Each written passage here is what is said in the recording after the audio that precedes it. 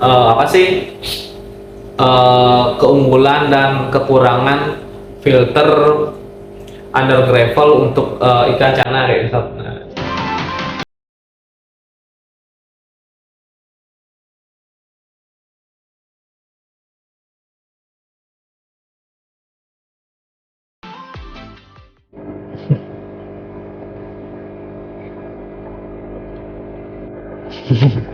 Halo, kiper channel seluruh Indonesia. Semoga kalian sehat selalu dimanapun kalian berada dan tetap semangat untuk ikan channel kesayangan kalian, sob.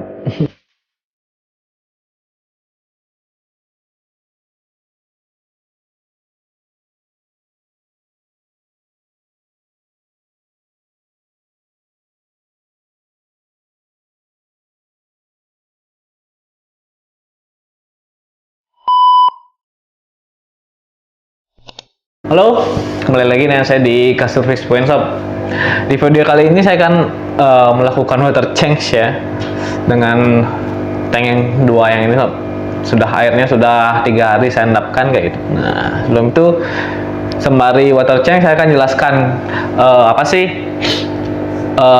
keunggulan dan kekurangan filter under gravel untuk ikan cana kayak gitu, sob. Nah, di sini untuk kedua tank, satu tank ini sama ini nih berbeda filternya, sob. Nah, yang atas ini saya menggunakan under gravel dan yang bawah ini saya cuma menggunakan biofoam. Kenapa saya yang bawah ini tidak saya gunakan under gravel juga ada alasannya, sob. Nah, berdasarkan pengalaman saya menggunakan under gravel, nanti saya akan jelaskan berdasarkan apa yang saya rasakan ya, sob.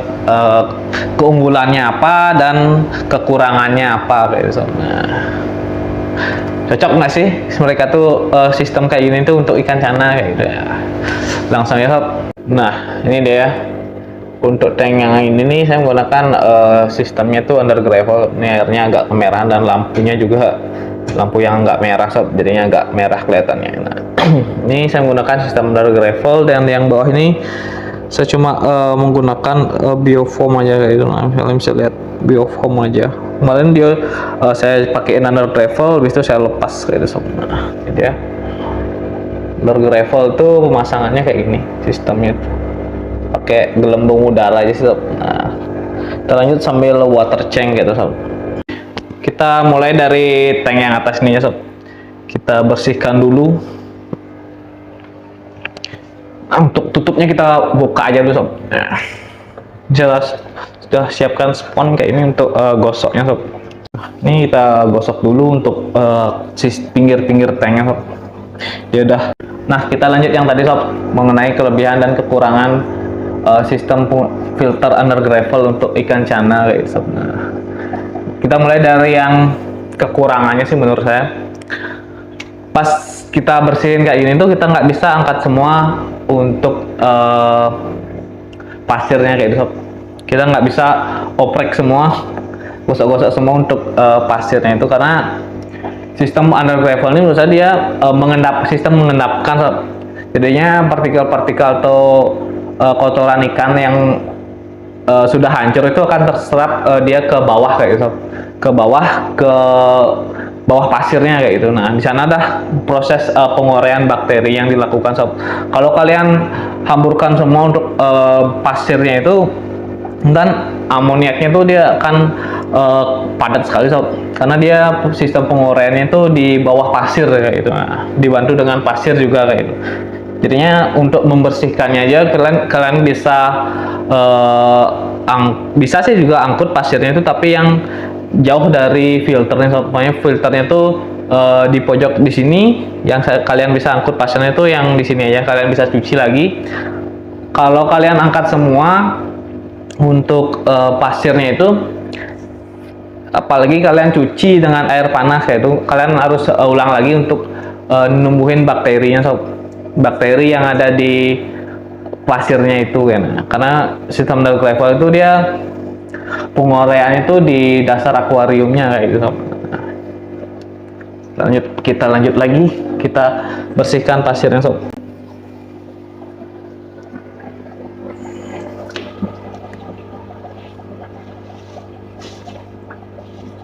Mungkin untuk ini kita kuras sekitar 60% ya untuk airnya itu sob. Karena dia ini udah sebulan nggak ganti air gitu karena treatment ketapang. Nah, kekurangan yang kedua menurut saya tuh dari sistem filter under gravel itu kita nggak bisa untuk ikan yang notabene suka mainin pasir kayak gitu. Nah, saya nanti tambahkan contohnya kayak gitu. Saya ada ikan yang emang sama sekali nggak bisa pakai sistem under gravel ini sob, ikan cana. Jenisnya itu Asiatica RSWS sob, label dagangnya. Itu emang sama sekali nggak bisa kita pakaikan filter under gravel karena dia ikannya itu suka sekali untuk aduk-aduk pasirnya kayak gitu sob. Nah, nanti saya tambahkan footage-nya. Nah, ini tadi yang saya bilang ikan yang tidak cocok menggunakan sistem under gravel itu ciri-cirinya kayak gini sob. Nah, di sini filter floatnya sampai saya lepas kayak gitu karena ikannya ini suka sekali dia ngaduk-ngaduk pasir kayak gitu sob. Jadinya saya rasa dia nggak cocok untuk menggunakan sistem under gravel sob. Nah, baru dirapikan pasirnya dia aja udah kayak gitu jadinya sob. Menggunakan papan kayak gitu untuk si ikannya ini Asiatica RSWS sih label dagangnya dulu, jadi gedenya tuh kayak gitu kan, lebih ke oranye, pasirnya menggunung kayak ini. Tadi yang keberapa ya, kedua. Nah, untuk yang ketiga itu kekurangannya menurut saya dia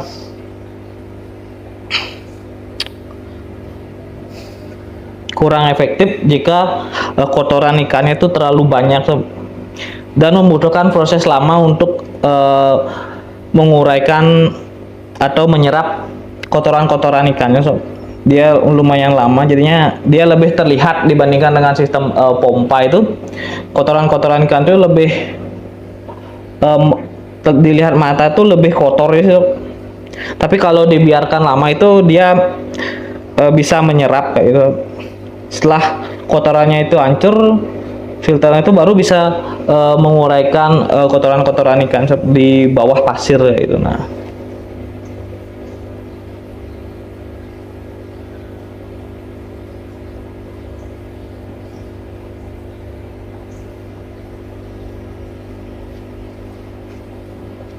ini sudah 60%, kita kuras.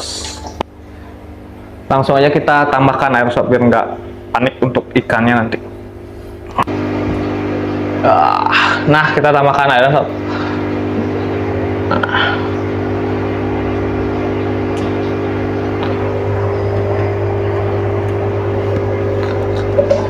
Nah, untuk pengisian air kayak gini, kalian tidak bisa menaruh selang ini dekat dengan under gravelnya kayak itu, filter under gravelnya. Kalau kayak gitu pasir yang ada di dekat under gravel ini akan ikut berhamburan kayak gitu. Kalian harus menjauhinya gitu. Nah, kalian bisa lihat.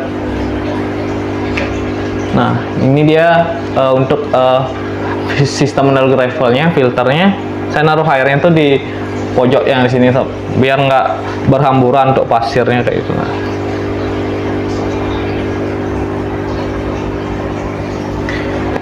beberapa kekurangannya kayak gitu aja sih sob. Berdasarkan apa yang saya alami gitu, saya lakukan ini dari awal. Emang dari awal saya main channel udah menerapkan sistem under gravel ini sob. Kendala-kendala yang saya alami sih kayak gitu. Kotorannya itu atau partikel-partikel debunya tuh kita nggak bisa bersihkan seluruhnya sob, karena kita harus mengangkat semua. Kalau mau bersihin semua total, ikannya harus kalian angkat, pasirnya sudah semua, kita cuci under gravelnya. Soalnya dia papan under gravelnya itu baru kita isi pasir, baru kita tambahkan filter plus yang putih itu sob, yang kayak gini. Nah, ini dia. Nah, yang putih kayak gini sob. Nah, yang putih kayak gini baru kita tindih dengan pasir di atasnya. Kalau mau bersihin kalian memang harus dibongkar sih.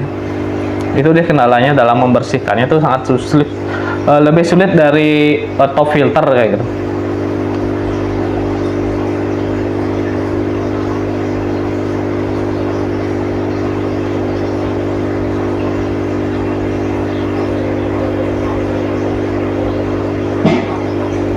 Untuk airnya sendiri ini ada 3 hari saya endapkan sob. Kemarin saya cek untuk air pas ngisinya itu lumayan bagus, jadinya nggak perlu sampai 5 hari gitu sob. Kemarin juga saya sudah coba di tank Oscar untuk penggantian airnya, dia masih aman sob.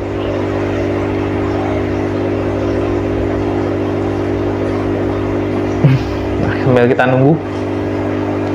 Ini yang bawahnya ini yang saya bilang tadi, kenapa saya nggak pakein dia sistem under gravel, karena untuk ikannya ini sendiri dia suka oprek pasir, dia suka main pasir, jadinya untuk filternya ini sering kelepas ya. Makanya saya coba angkat untuk pasirnya juga, dan sistem under gravelnya saya ganti menggunakan biofoam untuk yang tank yang bawah ini sob.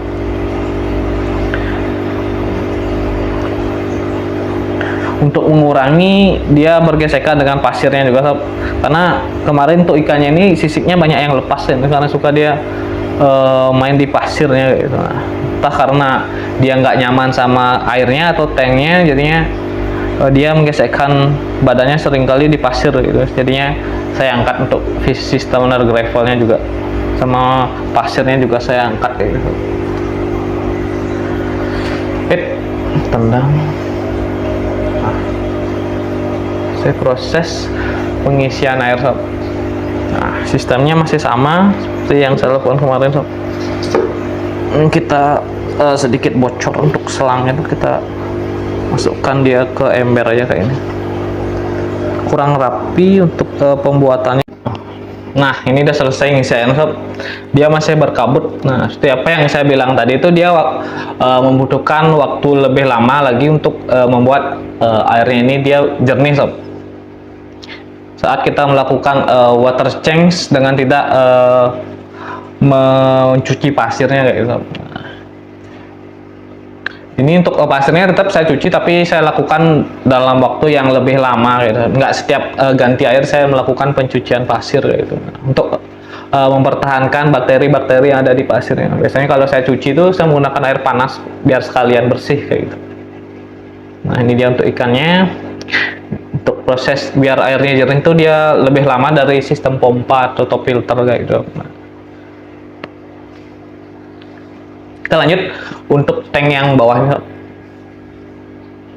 Yang bawah ini tank polos menggunakan filter biofoam kayak gitu. Kita bersihkan yang ini paling kotor sob. Langsung ini saking pekatnya sampai nggak kelihatan ikannya sob. Kelihatan dikit sekali dia. Kita bersihin dulu daun. Nah, kita lanjut lagi sob. Untuk mengenai kelebihan dari sistem under gravel ini menurut saya, kita lanjut. Nah, yang pertama itu dia lebih irit listrik sob, dibandingkan dengan menggunakan pompa atau top filter ya sob. Dia lebih irit listrik karena bisa dilihat. Nah, untuk satu aerator kayak ini, yang kita pindahkan tadi itu bisa menghandle untuk 15 tank yang ada di sini. Di sini saya pakai 15 tank, bisa lebih kemungkinan, bisa lebih untuk satu aerator. Jadi dia akan lebih irit listrik dan lebih efisiensi tempat, lebih rapi karena nggak ada top filternya, nggak akan ada kelihatan menonjol kayak itu di atas. Dan yang kedua, untuk airnya itu saya rasa dia akan lebih jernih sob. Lebih jernih dengan proses yang memang sih lumayan lambat ya untuk penguraiannya, karena dia bagaimana saya bilang kenapa dia itu jadi lebih bersih untuk airnya sob. Karena dia sistem itu mengendapkan di bawah, di dasar akuariumnya kayak gitu, di bawah pasirnya gitu. Nah, karena untuk alurnya sendiri itu, untuk air dari air masuknya itu sampai keluarnya itu dia pertama itu melalui pasir dulu, untuk kotorannya itu diserap lewat pasir, diuraikan di pasirnya dulu sob, yang notabene bisa menjadi rumah bakteri kayak gitu. Nah, setelah itu dia akan di filter flossnya sob. Di sini saya menggunakan filter floss kayak gini untuk dasaran under gravelnya itu. Nah, filter floss kayak gini, habis itu ke papan under gravelnya sob. Baru dia ke papan under gravel yang di bawahnya, baru ditarik menggunakan aerator sob. Menggunakan aerator, jadinya airnya itu akan mengalir keluar lewat moncong bebek kayak gitu. Nah, kalau nggak lebih murah lagi, kalian bisa menggunakan L kayak ini sob. Menggunakan L untuk atasnya itu. Nah, untuk kelebihan yang selanjutnya dari sistem under gravel ini, dia arusnya tidak terlalu kencang sob. Nah, menurut saya sih, apa yang saya cari tahu di internet atau di YouTube kayak itu, ikan cana itu notabene lebih nyaman di air yang tenang, kayak nggak ada gemericik airnya di rawa-rawa kayak itu. Berdasarkan di alam aslinya tuh yang saya lihat tuh di danau kayak itu, dia lumayan tenang untuk airnya sob. Nah, jadi untuk under gravel ini dia airnya tuh dia keluarnya perlahan, cuma dibantu lewat gelembung aja, jadinya nggak, arus itu nggak terlalu kuat kayak itu, nggak terlalu kuat. Beda halnya dengan yang di sana sob, ya tanknya Sinero ini saya menggunakan sistem under gravel juga. Yang di sini under gravel, tapi saya bantu untuk nariknya tidak menggunakan aerator, tapi menggunakan power hand kayak gini sob, pompa kayak gini. Kenapa saya gunakan seperti itu? Karena ini tanknya lumayan besar sob, 1 meter itu. Kalau aerator saya rasa kurang, menurut saya sih kurang untuk tingkat membersihkannya itu, untuk narik airnya itu menurut saya kurang sob. Nah, untuk tanknya ini belum saya pernah angkat pasirnya dari awal sob, belum pernah saya angkut untuk pasir-pasir yang ada di sini, karena untuk sistem under gravel ini mainnya tuh di bawah pasir ya sob. Nah, jadi saya biarkan dia airnya itu masih lumayan jernih ya. Ini tanknya sudah seminggu juga nggak dibersihin sob. Tanknya Sinero ini udah 1 minggu tidak dibersihin, cuma saya gosok kaca depannya aja. Nah, itu tadi beberapa menurut saya kelebihan dan kekurangan sistem under gravel untuk ikan cana sob. Kalau ada yang kalian rasa perlu ditambahkan, kalian bisa tambahkan di kolom komentar sob, biar informasinya itu apa yang kurang dari saya kalian bisa tambahkan berdasarkan pengalaman kalian kayak gitu sob. Jadi gimana menurut kalian, apakah cocok untuk sistem under gravel kayak gini untuk ikan cana?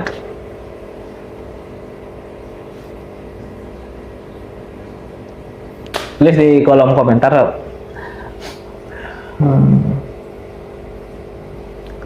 Nah, sekian dulu sob untuk video kali ini. Sampai jumpa di video belum.